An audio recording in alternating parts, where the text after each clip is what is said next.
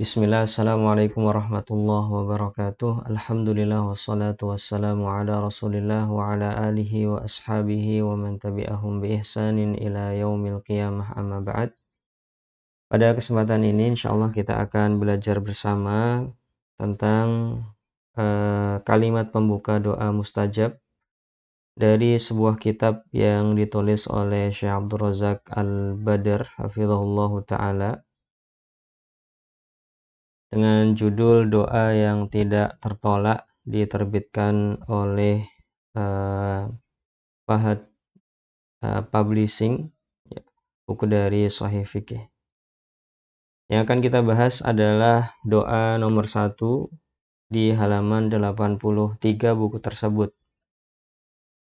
Di dalam doa ini ada kalimat yang bagus untuk kita hafalkan kemudian kita amalkan, yaitu Allahumma inni as'aluka, ya Allah sesungguhnya aku memohon kepadamu, bi anna lakal hamda, bahwa sesungguhnya pujian itu hanya pantas untukmu, la ilaha illa anta, tiada ilah yang berhak disembah selainmu, al-mannanu, engkaulah yang maha pemberi karunia, badi'us samawati wal ardi, engkaulah pencipta langit dan bumi, ya dzal jalali wahai zat yang memiliki keagungan, wal ikram dan kemuliaan, ya hayyu wahai zat yang maha hidup, ya qayyumu wahai zat yang maha terus menerus mengurus makhluknya dengan sendirian tanpa bantuan siapapun.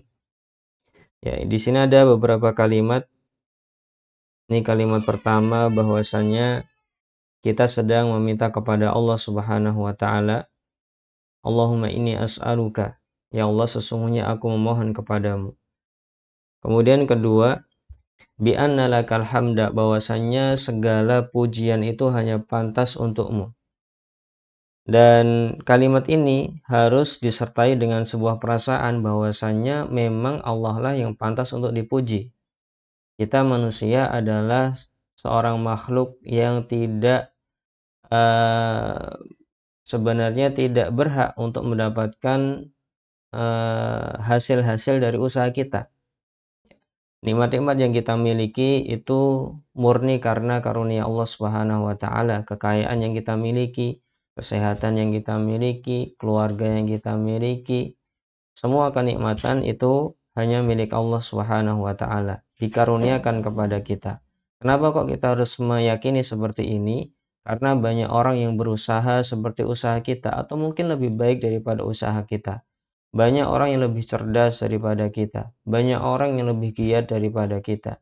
Banyak orang yang lebih susah pekerjaan daripada kita. Tapi ternyata karunia Allah Subhanahu wa taala kepada kita lebih besar daripada orang-orang ini tadi. Ini menunjukkan yang pantas untuk dipuji adalah Allah Subhanahu wa taala.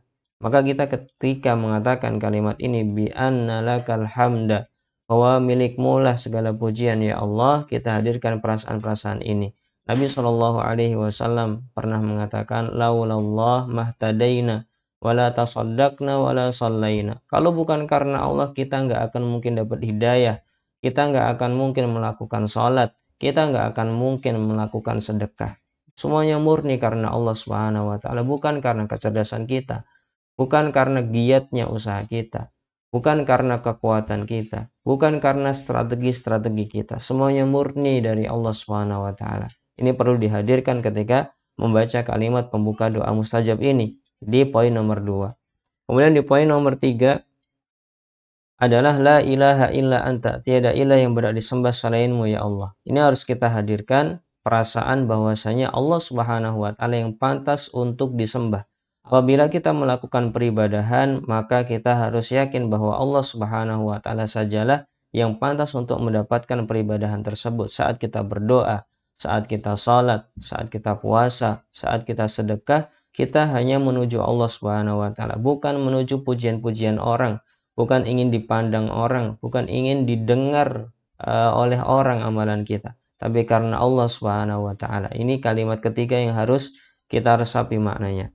Kemudian yang keempat adalah al-mannanu, Al-Mannan artinya yang memberi karunia. Maka kita harus menghadirkan perasaan bahwasanya Allah Subhanahu wa taala lah yang memberikan karunia semuanya.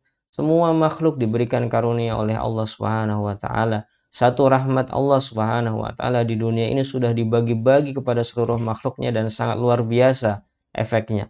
Apalagi nanti ketika di akhirat 99 dikhususkan untuk orang-orang yang beriman. Maka kita meyakini bahwasanya Allah Subhanahu wa taala sajalah yang memberikan karunia. Apabila kita mendapatkan nikmat, ya Allah lah yang memberikan karunia tersebut. Ya, Al-Mannan. Kemudian yang kelima adalah Badi'us samawati wal ard, bahwa Allah lah pencipta langit dan bumi. Kalimat ini menunjukkan kepada kita atau mengarahkan hati kita untuk mengingat bahwasanya Allah Subhanahu wa taala zat yang maha kuasa, di mana bisa menciptakan langit-langit bertumpuk-tumpuk dengan 7 lapis tanpa tiang yang kita lihat, tapi tidak pernah jatuh ke bawah. Itulah Allah Subhanahu wa taala yang mampu menciptakan langit yang begitu luar biasa, mampu menciptakan bumi yang begitu besarnya, dan kita bukan apa-apanya dari bumi ini. Kita sangat kecil sekali dari bagian bumi ini. Kalau kita mau membandingkan diri kita dengan gunung, kita sudah sangat kecil sekali. Apalagi mau dibandingkan dengan bumi. Apabila Allah Subhanahu wa taala mampu menciptakan langit dan bumi begitu hebatnya, maka kalau mau menolong kita dengan mengabulkan doa-doa kita, Allah juga mampu. Baik, ini perasaan yang harus kita hadirkan di kalimat nomor 5. Kemudian kalimat nomor 6, ya dzal jalali wal ikram, wahai zat yang maha agung dan wahai zat yang maha mulia. Maka ketika kita mengucapkan kalimat ini, kita harus menghadirkan perasaan bahwasanya Allah Subhanahu wa taala pasti bijaksana. Allah Subhanahu wa taala pasti tinggi-tinggi sifatnya. Allah pasti adalah orang yang atau zat yang paling baik. Perbuatan-perbuatannya semuanya terbangun di atas hikmah, semuanya terbangun di atas kedermawanan, kebaikan. Apapun yang kita dapatkan, Allah Subhanahu wa taala adalah zat yang maha agung, zat yang maha mulia. Maka dengan seperti ini kita akan bisa husnudzon kepada Allah Subhanahu wa taala, tidak akan suudzon dengan Allah Subhanahu wa taala.